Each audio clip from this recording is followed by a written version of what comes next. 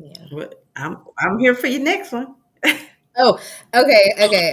So that's one, and then that was the hold on, only one that I had pulled. Okay, okay. So um, I've been studying quantum theory and stuff a lot, and Nikola Tesla, Einstein, back to the Egyptians and Hermetics, and how within every religion, regardless what truths are like a baseline. Um, anyways, and how we limit ourselves or how I limit myself, even in every aspect, but whatever we focus on and give our attention to, that's what the universe gives back to us. Um, so the Nikola Tesla quote that I pulled, and that I actually have this one written in my book at work. Um, We build not to tear down. Most of our work and resources is squandered. Our onward march is marked by devastation. Everywhere there is appalling loss of time, effort, and life. The careless view, but true. Okay, and I know it sounds bad, but it's like if we build it up and tear it down, then what will we do? We'll rebuild it, right? So it's a constant cycle that when we become aware of what we're doing and that awakening to reality and like my awakening to my reality, I have poems like about ghost and just the different phases that I went through from my past and my adolescence going into being a wife and a mom and then being single and on my own and just the different elevation, how I set that path for me to come to a point of destruction from my thought process and the way Right. and what I was giving out and learning in myself and through those books and different I love perception. So what you perceive and how you see the world and how you see it, and we all come from different worlds living in the same reality. Um, and that's why poetry is so beautiful to me. But yeah, those are two of my favorite quotes because it reminds me, I created. You know what I'm saying? So Right. Right. No, that's very deep. No, I like that.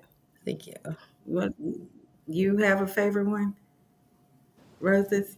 I do. My favorite quote is it's also I quote it in the next poem I'm going to share, but it's you remind me of a rose, an absolute rose, and it's from the Great Gatsby book, and that's Daisy talking. Nice. Um, but yeah, the whole thing with roses for me is just remembering to continue to evolve and step into the beauty.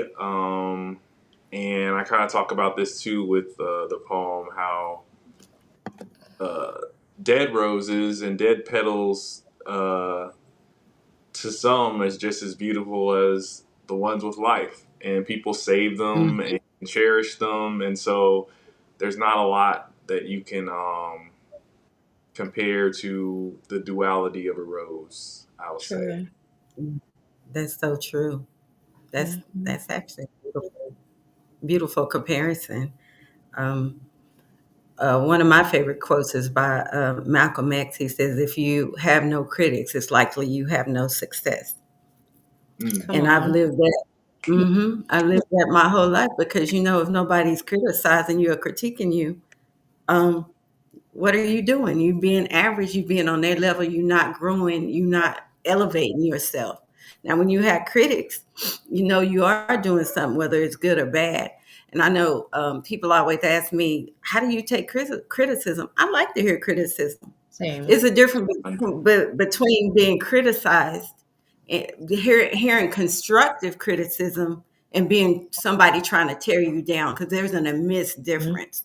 Criticism is to help you grow, help you sharpen yourself, which Right. leads me to one of my favorite quotes, iron sharpens iron. So if you have somebody that's trying to help you grow and they're growing, you're going to sharpen each other. So I just Mhm. said all of my favorite quotes and my philosophy. Now, like I said, all criticism isn't good, but I take it in and try to learn from it. Now, if you're trying to tear me down, I'm a listen, but I'm gonna know the difference with Right. that. Right. Yeah. So yeah, I think words hold power, and that's what's so powerful about poetry, because you're able to say to put your essence and your thoughts and your power into the world for people to receive it, and like as we have stated several times, and grow and glow from poetry. So I'm ready if you guys want to share